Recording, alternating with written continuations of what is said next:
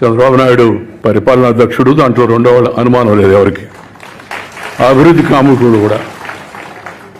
కాముకుడు, ఆలోచనలు కూడా మంచివి. ఇద్దరు మొదటి నుంచి కూడా నేను ఒక తమ్ముడు గారి సోదరుడు గానే భావించేవాడిని, అలాగే మాట్లాడుతూ ఉండేవాడిని. మన రాష్ట్రాన్ని బాగు చేసుకోవాల్సిన అవసరం ఎంతో ఉంది. దాంట్లో అందరం కూడా ప్రభుత్వంతో సహకరించాలి, పార్టీలతో నిమిత్తం లేకుండా.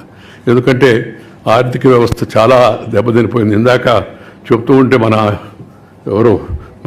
మన కామెంటేటర్ మన రాష్ట్రం మన దేశం ఎంత పట్టుబడులు వస్తున్నాయని అవన్నీ అసలు లెక్కలన్నీ చెప్పకుండా నిర్మలా సీతారామన్ ఇంటది, వీళ్ళకి అన్నీ బాగున్నాయి, మళ్ళీ ఇంకేం పదేది అనుకుంటుంది. ఏం చెప్తున్నాను నేను పక్కన. కేంద్రం సహాయం తీసుకొని రాష్ట్రానికి తక్షణ అవసరాలు అవుతున్నాయో వాటిని ప్రయారిటైజ్ చేసుకొని రాష్ట్రాన్ని మంచి పదంలో తీసుకెళ్లాలని చెప్పని నేను కోరుకుంటున్నాను. దాంతోపాటు ఒక మంచి పని చెప్పాడు ఆయన నిన్న, మాతృభాషలో విద్యాబోధన జరగాలని. చాలా చాలా సంతోషం.